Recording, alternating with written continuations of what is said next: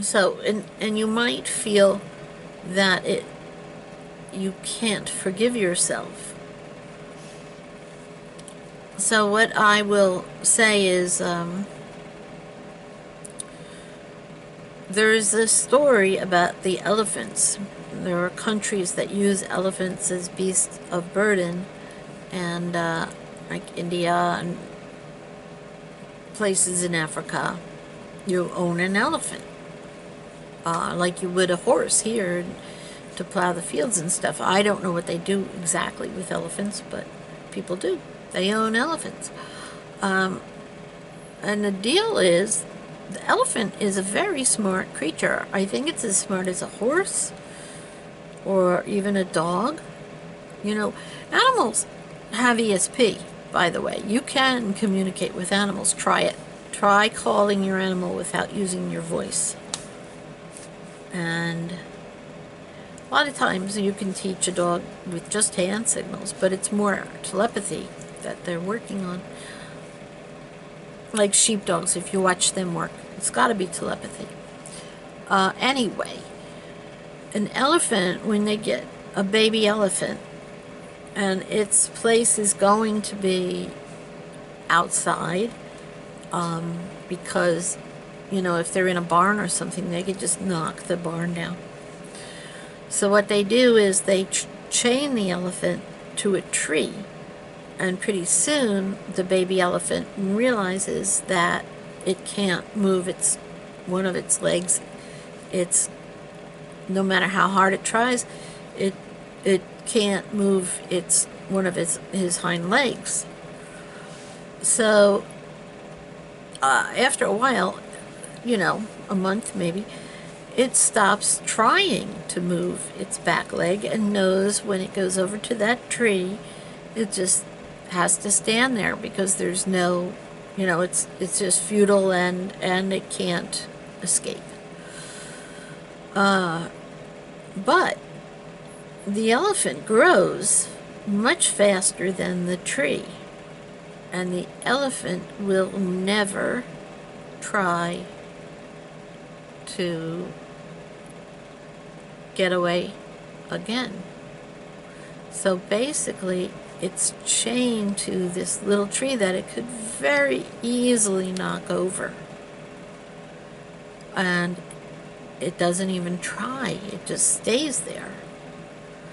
And that is the story of child abuse.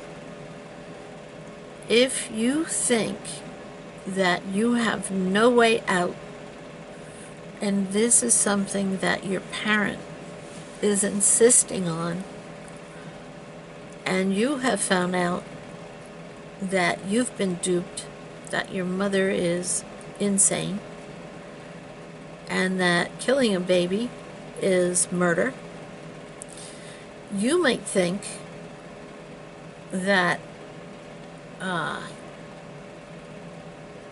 you're somehow at fault.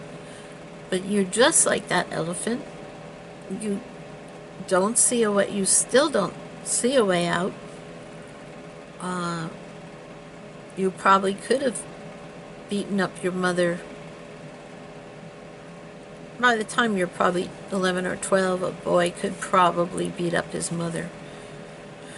But you don't try, because you're like that elephant. You don't think you can. I have a story in my book, Confusion Turned to Chaos, where my mother gets up off the couch, which she rarely would do. She was always drunk and on the couch, so, and the only time she would get up would be to either hurt me or yell at me or something. I mean, very often she would call me in to yell at me, but if she got up off the couch, there was going to be some beating going on. Now, by this time, I was a sophomore, I believe. The one in the book, anyway, I was a sophomore in high school, so I was fully grown, and so I was bigger than my mother. and I was very athletic, and you know, I didn't even think that I could hit her back.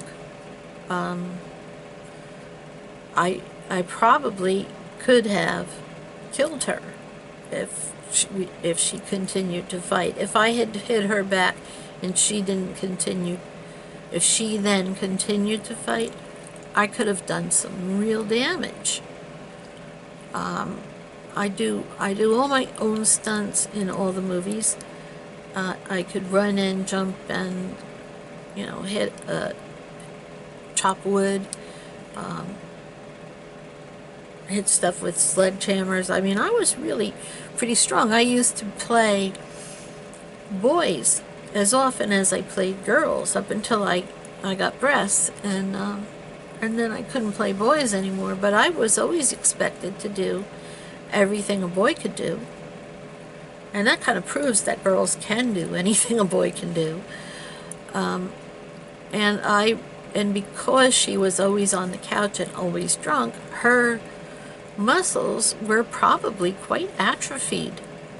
I never saw her do anything physical.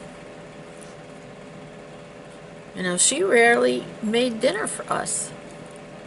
I did all the cooking. I mean, she rarely moved from that couch. So when she got up to beat me, she had given my cat away to my grandmother, who we were back in touch with. What happened was later on, after we had that big blow up, we never did go back to my grandmother's.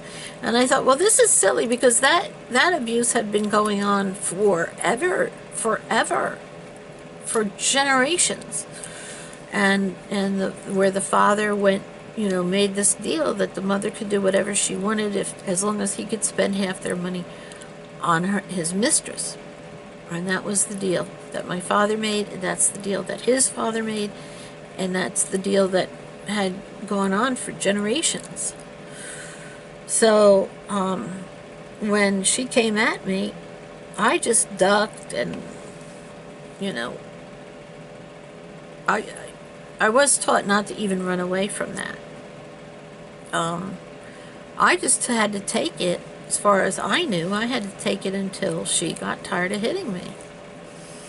And